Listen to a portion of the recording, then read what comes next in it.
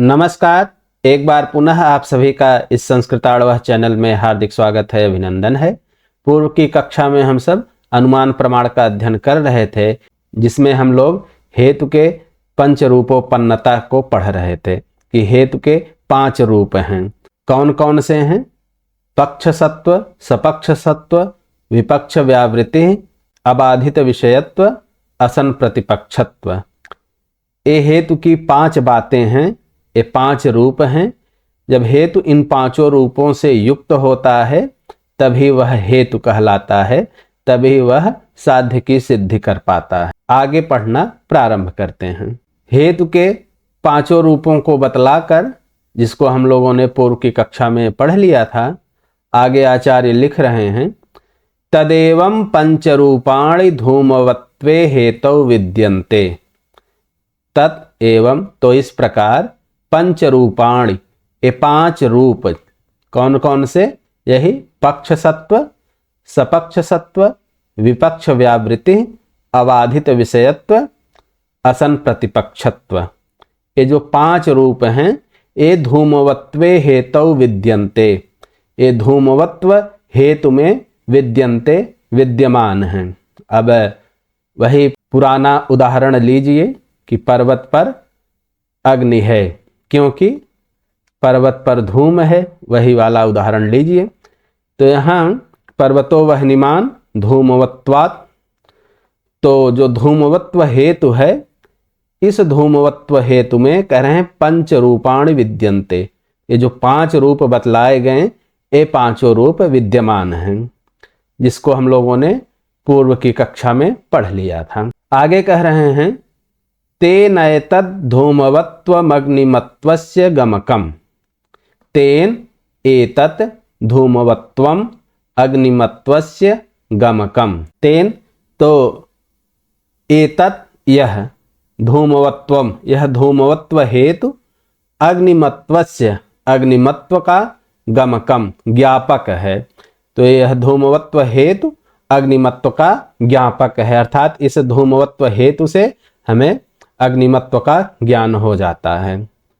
तो अग्निमत्वस्य गमकम अर्थात अग्निमत्वस्य साधकम, यह अग्निमत्व का अर्थात पर्वत का, अग्निमत्व का यह साधक है, अर्थात पर्वत पर अग्नि है, इस बात को यह धूम सिद्ध कर देता है। कैसे करता है हम लोगों ने पढ़ लिया है। अब आगे कह रहे हैं, अग्नेह पक्षधर्मत्वम हेतोः पक्षधर्मता बलात् सिद्ध्यति। अग्नेह, अग्नि की, पक्षधर्मत्वम, अग्नि की पक्षधर्मता, हेतोः, हेतु की पक्षधर्मता बलात्, पक्षधर्मता के सामर्थ्य से सिद्ध्यति, सिद्ध होता है। तथा ही, जैसा कि अनुमानस्य 2 अंगे, अनुमान के 2 अंग हैं, व्याप्ति पक्षधर्मता च, व्याप्ति और पक्षधर्मता। अब इस बात को समझने के लिए पहले प्रसंग समझिए, पहले समस्या समझिए, फिर समाधान समझ में आएगा। सर्वप्रथम हम समझते हैं सामान्य अग्नि और विशेष अग्नि को। सामान्य अग्नि मतलब अग्नि है, यह सामान्य बात है। घर में अग्नि है, पर्वत पर अग्नि है, रसोई में अग्नि है, ये सब जो अग्नि का ज्ञान है, ये विशेष ज्ञान है। सामान्य ज्ञान मतलब जो कॉमन अग्नि है कि आग है, ये सामान्य है।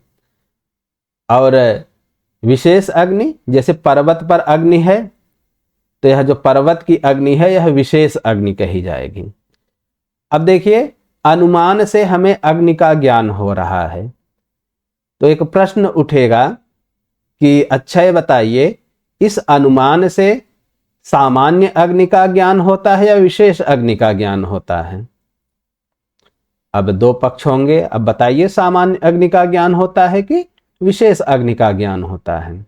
ये पूर्व पक्ष की तरफ से ऐसी समस्या या शंका प्रस्तुत की जा सकती है। और उत्तर क्या दिया जाएगा?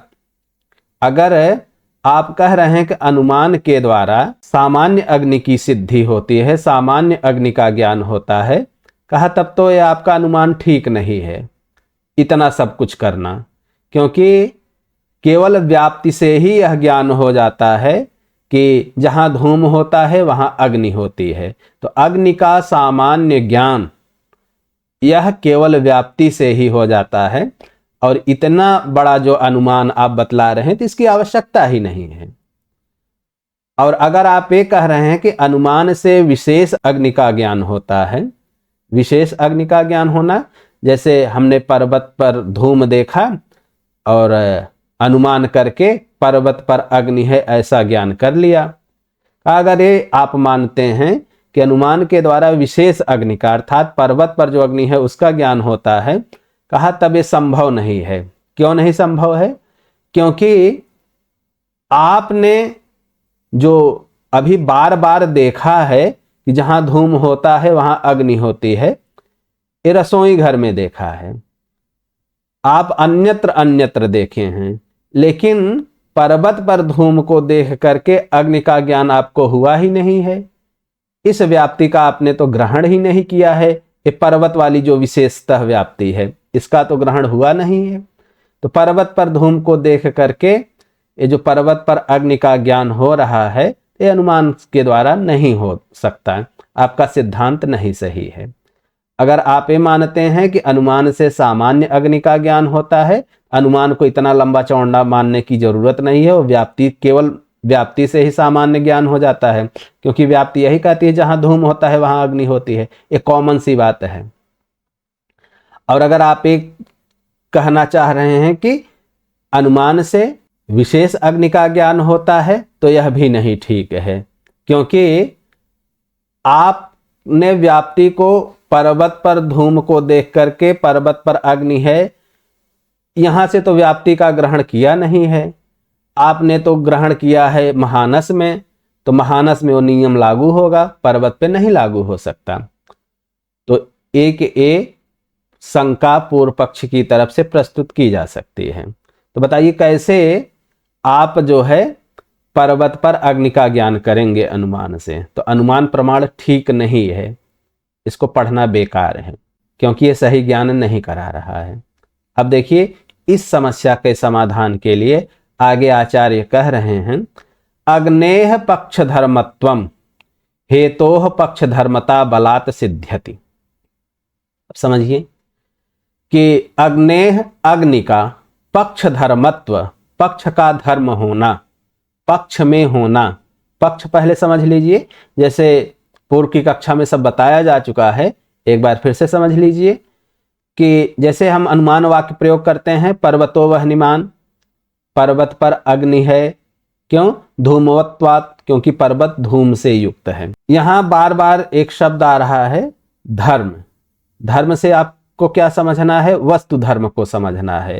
ये हिंदू मुस्लिम क्रिश्चियन ये सब वाला धर्म नहीं समझना है। पहली बात, जैसे पर्वत है, पर्वत पर धूम है, पर्वत के विषय में आप जो भी बातें कर सकते हैं वो सब पर्वत के धर्म हैं।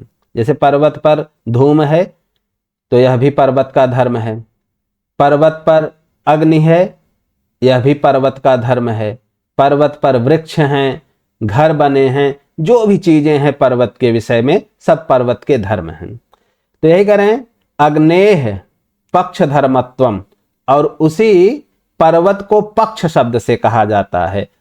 अभी हम लोग आगे पढ़ेंगे कि पक्ष किसे कहते हैं, सपक्ष किसे कहते हैं, लेकिन व्यवहारिक रूप में जान लीजिए, जैसे पर्वतो वह्निमान धूमवत्वात्, इस अनुमान में पर्वत जो है पक्ष कहलाता है, अग्नि जो है वह साध्य है, धूम जो है यह हेतु है।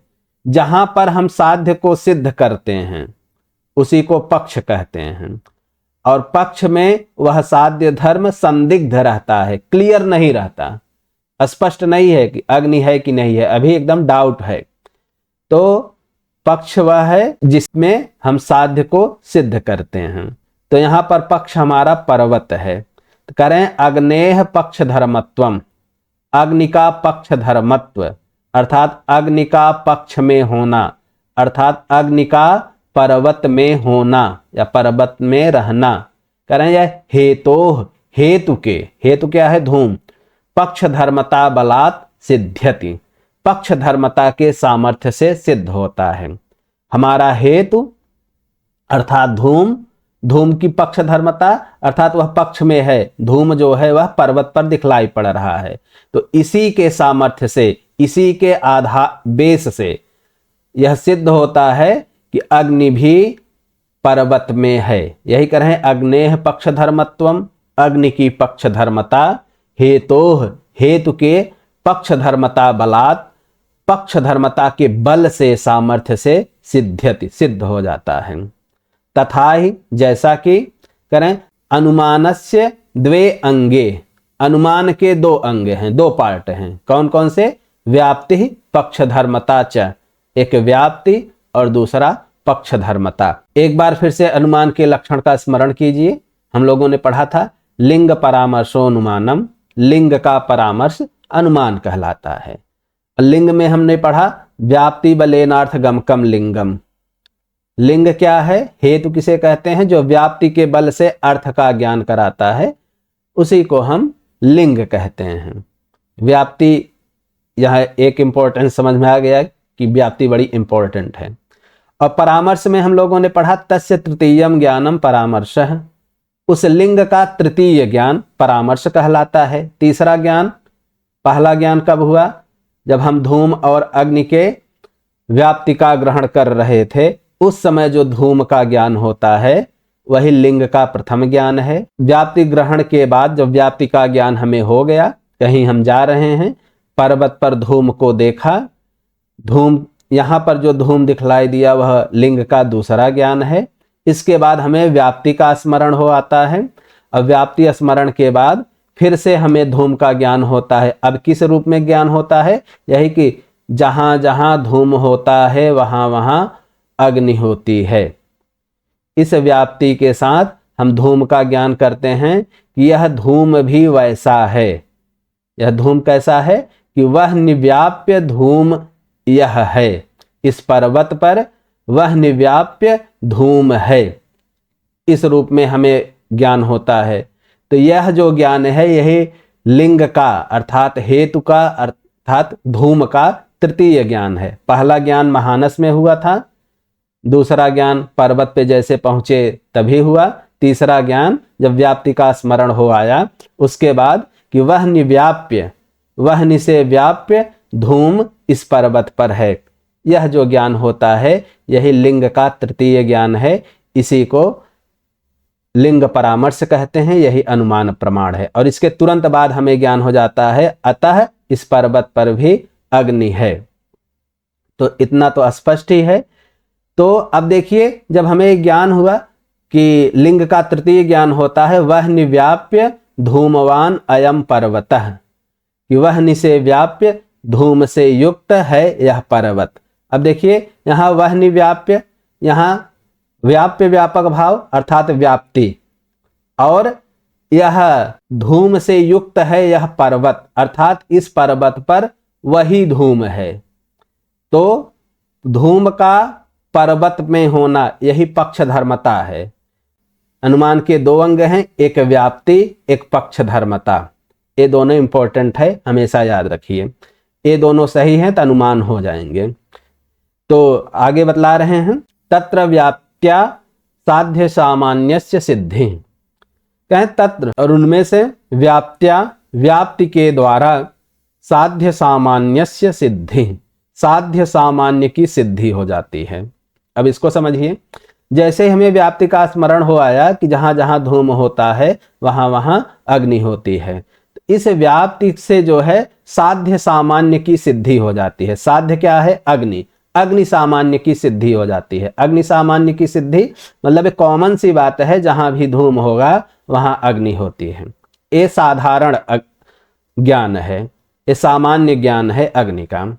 लेकिन हमें ये जो ज्ञान होता है कि पर्वत पर आग है, देखिए पर्वत पर अग्नि है, यह विशेष ज्ञान है, यह साध्य का विशेष ज्ञान है। यही कह रहे हैं व्याप्ति के स्मरण से तो हमें कॉमन ज्ञान हो जाता है कि जहां भी धूम रहेगा वहां अग्नि रहेगी ही रहेगी। तो व्याप्ति से साध्य सामान्य की सिद्धि होती है। और आगे कह रहे हैं पक्ष धर्मता बलात् तु, और पक्ष धर्मता के बल से, पक्ष धर्मता अर्थात हेतु का जो पक्ष धर्मता है कि हेतु अर्थात वह धूम पर्वत पर है, इस के सामर्थ्य से साध्यस्य, साध्य का, साध्य क्या है? अग्नि, अग्नि का पक्ष संबंधित्वम, पक्ष संबंधी होना, पक्ष में होना, सिद्ध्यति, सिद्ध हो जाता है। तो जो विशेष अग्नि का ज्ञान है, सामान्य अग्नि का ज्ञान तो हमें व्याप्ति से हो जाता है, और विशेष अग्नि का ज्ञान यह हेतु के पक्ष धर्मता के बल से होता है। तो यही कह रहे हैं, पक्ष धर्मता बलात् तो, पक्ष धर्मता के बल से तो साध्यस्य, साध्य का, साध्य अर्थात जो अग्नि है, इसका पक्ष संबंधित्वम, पक्ष से संबंधित होना अर्थात पक्ष में होना, कि पर्वत पर अग्नि है, इसकी सिद्धि पक्ष धर्मता के, कि हेतु के पक्ष धर्मता से यह सिद्ध हो जाता है। तो जो शंका उठाई गई थी कि अनुमान के द्वारा आप बताइए साध्य सामान्य की सिद्धि होती है, साध्य विशेष की सिद्धि होती है, आपका यह जो धूमवत्व हेतु है, इससे सामान्य अग्नि का ज्ञान होगा या विशेष अग्नि का ज्ञान होगा? तो इन्होंने बता दिया कि अनुमान के दो अंग हैं, एक व्याप्ति, दूसरा पक्ष धर्मता। व्याप्ति से साध्य सामान्य की सिद्धि होती है, और पक्ष धर्मता के बल से साध्य विशेष की सिद्धि होती है, अर्थात साध्य पक्ष में है, अग्नि पर्वत पर है, इसकी सिद्धि हो जाती है। तो ये जो शंका उठाई गई थी उसी का समाधान किए। एक बार पुनः देखिए, अग्नेह पक्ष धर्मत्वम, अग्नि का पक्ष धर्मत्व अर्थात अग्नि का पक्ष में होना, अग्नि पर्वत पर है, यह कैसे सिद्ध होता है? कहा हेतोः पक्ष धर्मता बलात् सिद्ध्यति, हेतु के अर्थात धूम के पक्ष धर्मता के बल से, पक्ष धर्मता के सामर्थ्य से, अर्थात धूम पर्वत पर है, इसलिए पर्वत पर अग्नि भी है।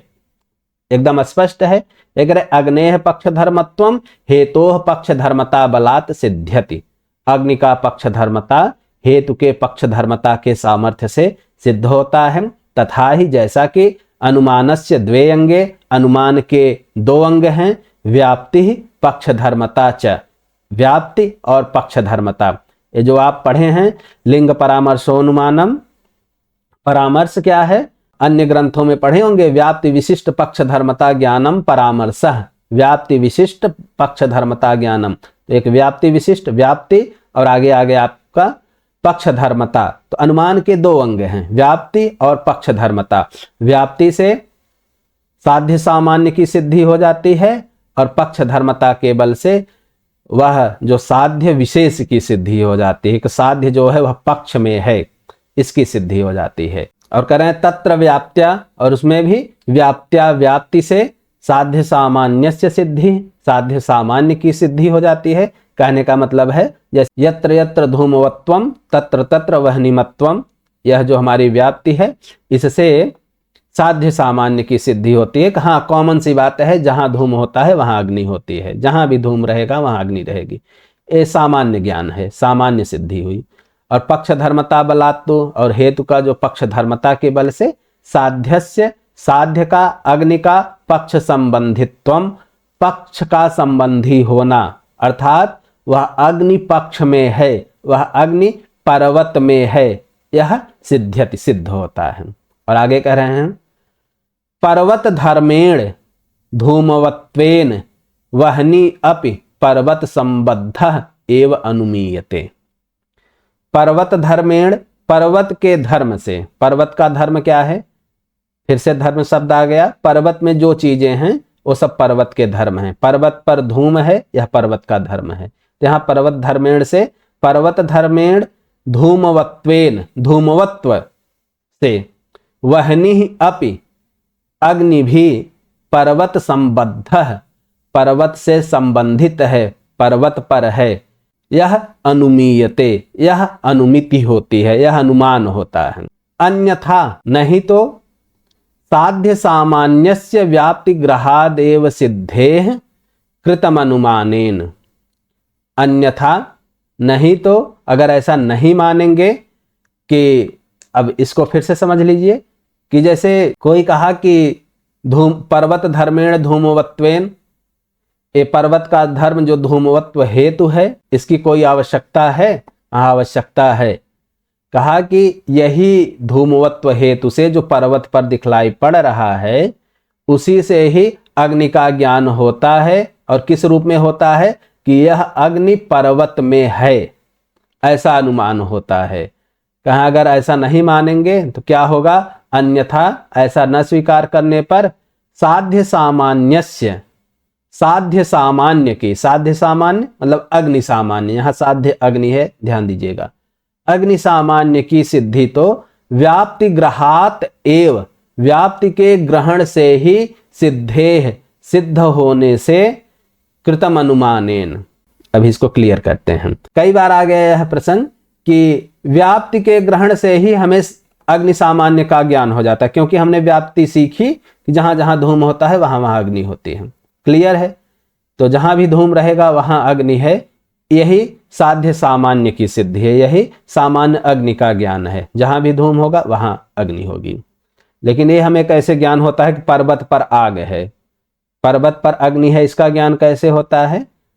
तो ज्ञान इसे होता है कि क्योंकि पर्वत पर धूम है इसलिए पर्वत पर अग्नि है। तो यही कह रहे हैं कि साध्य सामान्यस्य, साध्य सामान्य की व्याप्ति ग्रहात एव सिद्धेह, व्याप्ति ग्रहण से ही साध्य सामान्य की सिद्धि होने से कृतम अनुमानेन, अनुमान करना बेकार है, अनुमान की आवश्यकता ही नहीं है।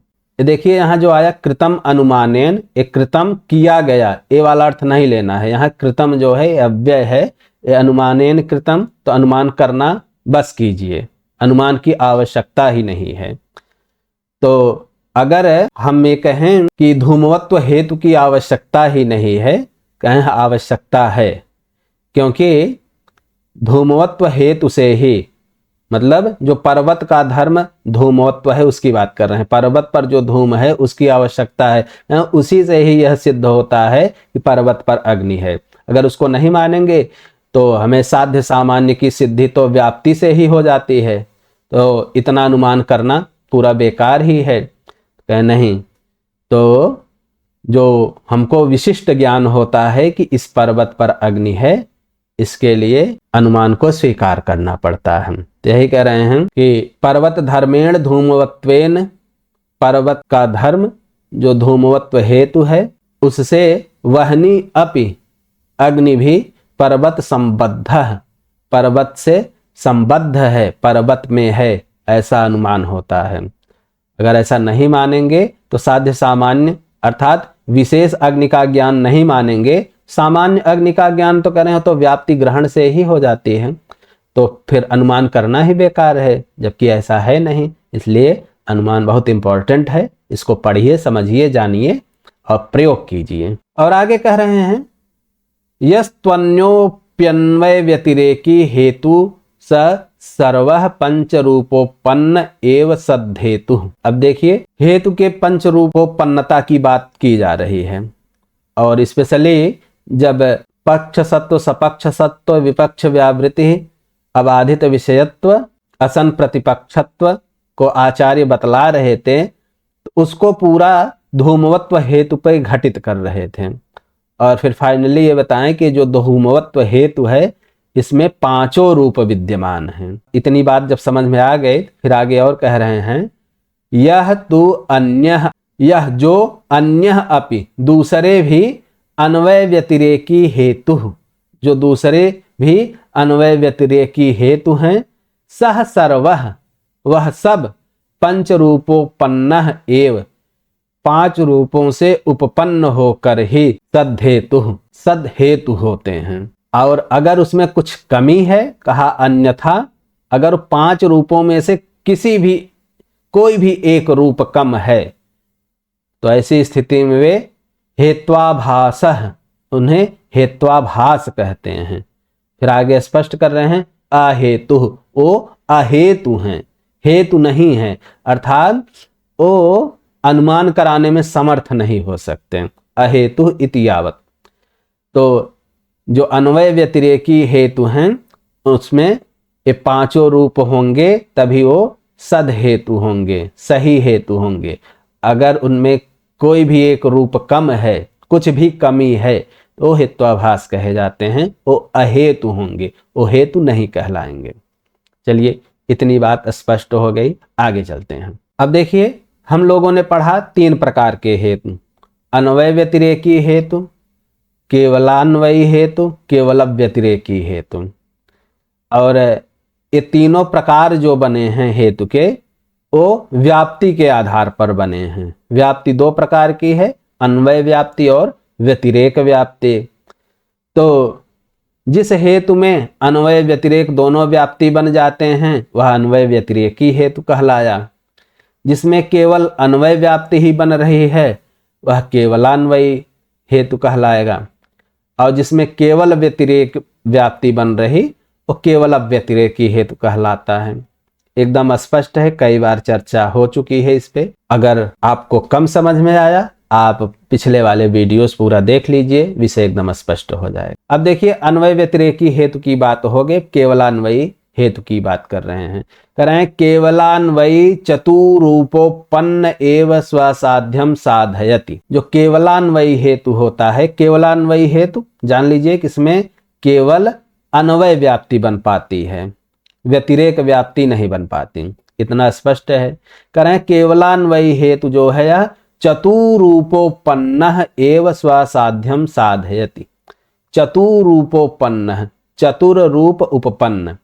देखिए जो संस्कृत का चार के लिए शब्द है वह है चतुर, र पे हलंत रहता है और उसका पुल्लिंग में प्रथमा बहुवचन ही रूप बनेगा चत्वारः, नपुंसक लिंग में चत्वारि, स्त्रीलिंग में चतस्रः। तो इतना हम मान रहे हैं कि आप लोग संख्या को अच्छी तरह से पढ़े हैं, समझे हैं, जाने हैं। अब देखिए जब समास हुआ चतुर रूप उपपन्न, हम समास की पूरी प्रक्रिया लौकिक विग्रह की बात नहीं करेंगे, हम एकदम केवल फाइनल में जो हो रहा है उसकी बात कर रहे हैं। चतुर रूप उपपन्न, चतुर हरस्व उकार है, फिर र के बाद पुनः र है, रोरी सूत्र से पूर्व र का लोप हो जाएगा और ढ्रलोपे पूर्वस्य दीर्घोण से जो तकारोत्तरवर्ती ह्रस्व उकार है उसको दीर्घ आदेश हो गया, चतुरूपोपन्न बन गया। चतुरूपोपन्न यह एक पद है। बाकी आप लोग यहाँ व्याकरण की बहुत बात नहीं करेंगे क्योंकि तब तर्क भाषा कुछ पीछे छूटने लगेगा, और जब व्याकरण की कक्षा प्रारंभ होगी तो उसमें एकदम विस्तार से व्याकरण पे चर्चा होगी। चतुरूपोपन्न जो केवलान्वयी हेतु है यह 4 रूपों से उपपन्न होकर ही स्वसाध्यम साधयति, अपने साध्य को सिद्ध करता है। तो प्रश्न उठा, अभी तो आप कह रहे थे 5 रूपों से जो उपपन्न होगा वही सद्ध हेतु होगा। कहा नहीं, वह अन्वय व्यतिरेकी हेतु के लिए है। जो केवलान्वयी हेतु है इसमें केवल अन्वय व्याप्ति बनती है, तो अन्वय व्याप्ति तो कह रहे हैं तस्य ही, इस हेतु का विपक्षात व्यावृत्ति नास्ति। यहाँ पर जो तीसरी बात बताए थे, पक्ष सत्व, सपक्ष सत्व, विपक्ष व्यावृत्ति, अबाधित विषयत्व, असन प्रतिपक्षत्व, ये 5 रूप हैं। इसमें जो तीसरा है विपक्ष व्यावृत्ति, कि विपक्ष में वह हेतु नहीं होना चाहिए। कह रहे यहाँ पर ये तीसरी वाली बात इसमें नहीं है। क्यों नहीं है? क्योंकि विपक्षाभावात, विपक्ष का अभाव होता है। विपक्ष समझिए, पहले पक्ष की चर्चा कई बार हो चुकी। जैसे हम लोगों ने पढ़ा कि पर्वतो वह्निमान धूमवत्वात्, पर्वत पक्ष है। दूसरी बात आती सपक्ष। सपक्ष किसे कहते हैं? जिसको हम दृष्टांत के रूप में प्रस्तुत कर रहे हैं, अन्वय दृष्टांत के रूप में। जैसे महानस रसोई घर, तो सपक्ष हुआ। विपक्ष कौन होगा? जो व्यतिरेक का दृष्टांत होगा। जैसे महाह्रद, वह विपक्ष होता है, और विपक्ष में हेतु कतई नहीं रहता।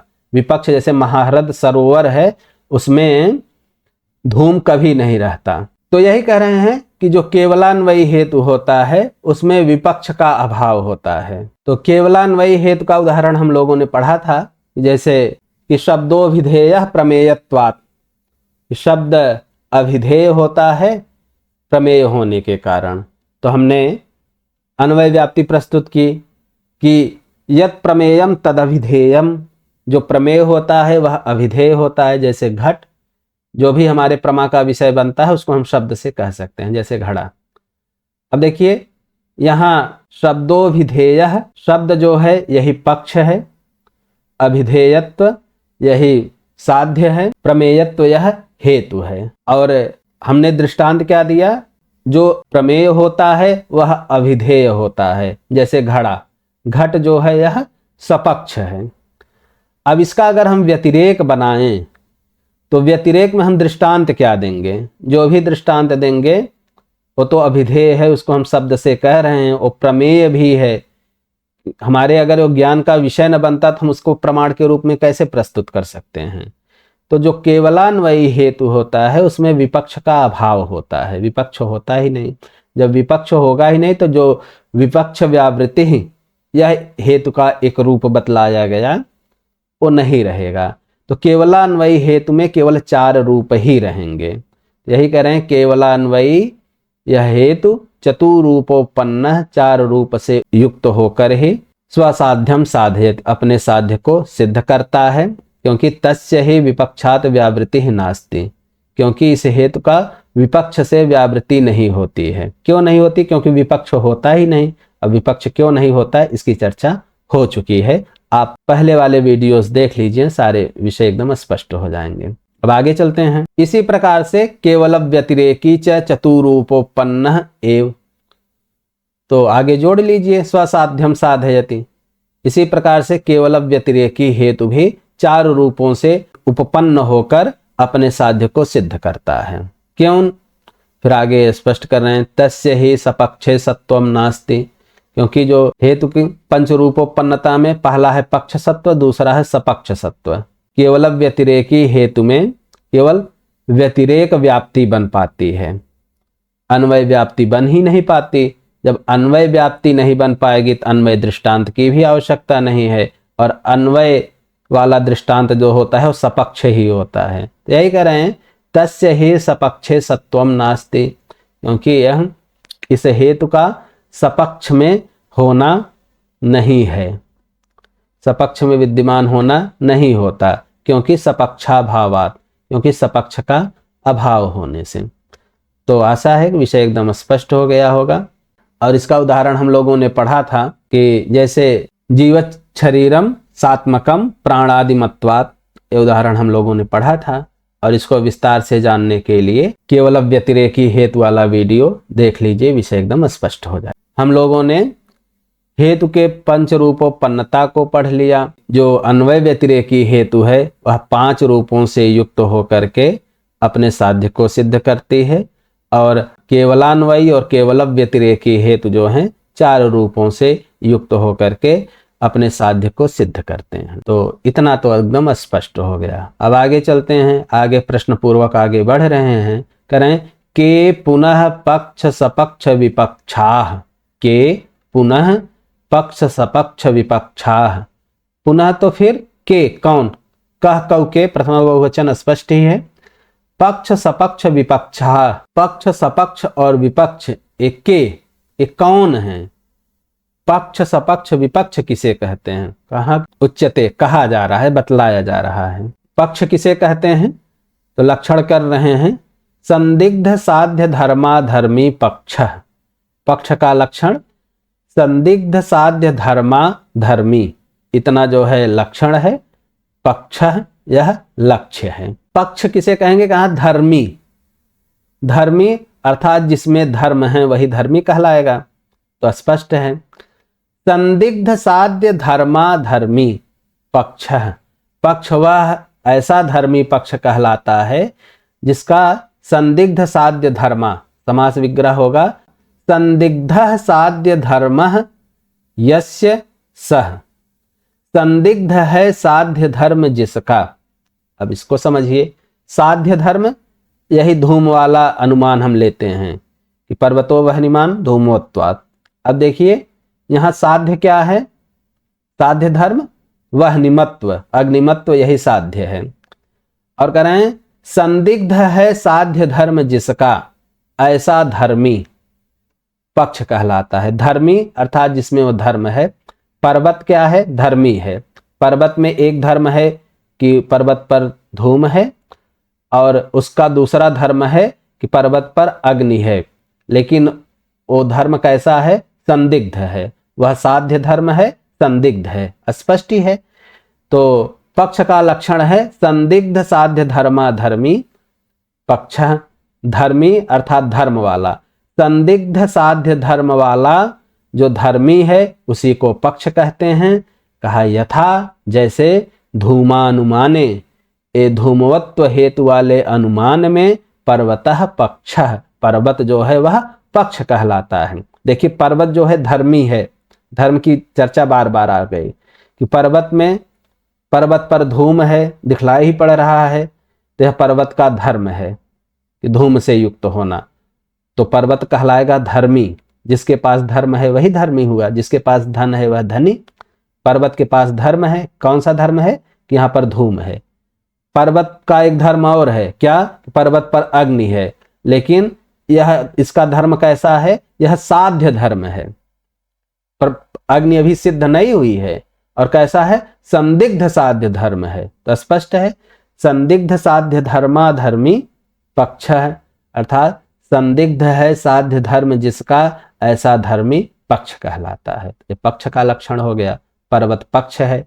अब कोई भी अनुमान वाक्य आए उसमें तुरंत आप समझ लीजिए पक्ष क्या है। जैसे शब्द अभिधेय प्रमेयत्वात्, अनुमान वाक्य आया, शब्द अभिधेय होता है प्रमेय होने के कारण, तो तुरंत आप सारे निर्देश कर लीजिए। अच्छा, शब्द में अभिधेयत्व को सिद्ध करना चाह रहे हैं, अभिधेयत्व जो है यह साध्य है, शब्द जो है यह पक्ष है, प्रमेयत्व जो है यह हेतु है। जीवत शरीरम सात्मकम प्राणादिमत्वात्, जीवित शरीर जो है वह पक्ष है, प्राणादिमत्व यह हेतु है, सात्मकत्व यही साध्य है। हर जगह समझ लीजिए अपने हिसाब से। सपक्ष, सपक्ष किसे कहते हैं, सपक्षस तो निश्चित साध्य धर्माधर्मी। अब देखिए निश्चित साध्य धर्माधर्मी यह लक्षण है, सपक्ष इतना लक्ष्य है।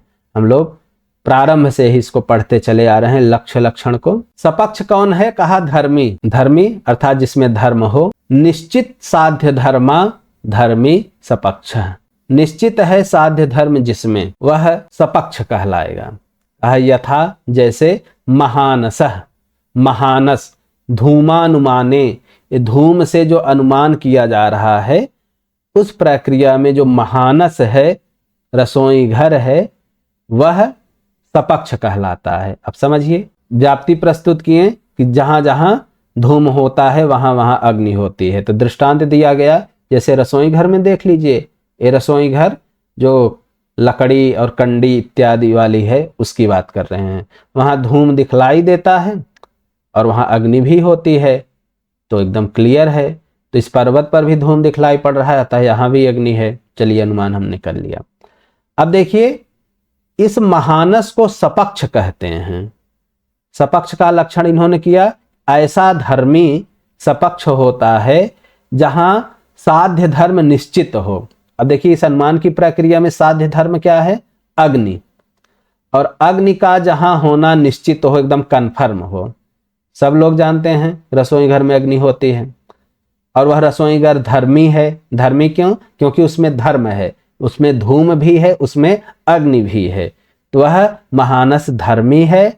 और वहां पर जो साध्य धर्म है हमारा अग्नि, वह उसकी सत्ता निश्चित है, एकदम कन्फर्म है।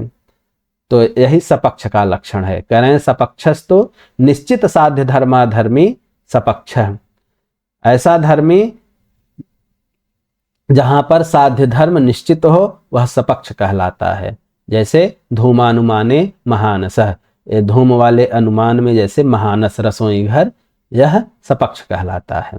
चलिए ठीक है, आगे चलते हैं। विपक्ष, विपक्षस्तु निश्चित साध्याभाववान धर्मी। विपक्ष किसे कहते हैं, निश्चित साध्याभाववान धर्मी, ऐसा धर्मी जो निश्चित साध्याभाववान, निश्चित साध्य अभाववान। देखिए अभाववान मतु प्रत्यय वाला है जिसको वत आदेश हुआ है। निश्चित साध्य अभाव, साध्य का अभाव स्पष्ट है। साध्य अग्नि, अग्नि का अभाव। निश्चित है साध्य का अभाव जहां पर, ऐसा धर्मी विपक्ष कहलाता है। हमारा साध्य है अग्नि, अग्नि का अभाव जहां पर एकदम निश्चित हो, कन्फर्म हो, वह विपक्ष कहलाएगा। महाह्रद सरोवर जलाशय, वहां पर अग्नि का अभाव एकदम निश्चित है, एकदम कन्फर्म है कि वहां अग्नि नहीं हो सकती, क्योंकि जल और अग्नि विरोधी तत्व हैं, दोनों एक साथ कैसे रहेंगे। कहें यथा जैसे, तत्रैव उसी में अर्थात उसी धूम के अनुमान वाले में, महाह्रद, महाह्रद वह सरोवर, वह विपक्ष कहलाता है। तो क्योंकि वहां पर साध्य का अभाव एकदम निश्चित है। निश्चित साध्य भाववान धर्मी इतना लक्षण है, विपक्ष इतना लक्ष्य है। पक्ष, सपक्ष, विपक्ष तीनों हो गए, समझ में आ गया। फिर आगे कह रहे हैं कि बहुत चर्चा हो गई, हम लोगों ने बहुत देर से अन्वय व्यतिरेकी, केवलान्वयी, केवल व्यतिरेकी हेतु पढ़ रहे हैं और बहुत हो गया, अब बस करते हैं। कह रहे हैं तदेवं, तो इस प्रकार अन्वय व्यतिरेकी, केवलान्वयी, केवल व्यतिरेकिणः दर्शिता। एक पद इतना है, कितना, अन्वय व्यतिरेक, केवलान्वयी, केवल व्यतिरेकिणः, इतना एक पद है। दर्शिता, दर्शित की गई, बतलाई गई, प्रदर्शित की गई। तो इस प्रकार से अन्वय व्यतिरेकी हेतु, केवलान्वयी हेतु और केवल व्यतिरेकी हेतु प्रदर्शित की गई। स्पष्ट है, केवल व्यतिरेकिणः दिखलाई ही पड़ रहा है, प्रथमा बहुवचन का है, तीन है इसलिए बहुवचन में। तीनों कौन, अन्वय व्यतिरेकी, केवलान्वयी और केवल व्यतिरेकी। आज की कक्षा में बस इतना ही रखेंगे। अब आगे हम लोग हेत्वाभास पढ़ेंगे। तो आप सबसे विनम्र अनुरोध है कि इस चैनल के प्रचार प्रसार में अधिक से अधिक सहयोग कीजिए, अधिक से अधिक इस वीडियो को शेयर कीजिए, चैनल को सब्सक्राइब कीजिए, करवाइए, ताकि जो भी वास्तव में ज्ञान के इच्छुक हैं, जो वास्तव में अध्ययन करना चाहते हैं, उनको अधिक से अधिक लाभ मिल सके। मिलते हैं फिर अगली कक्षा में, तब तक के लिए नमस्कार।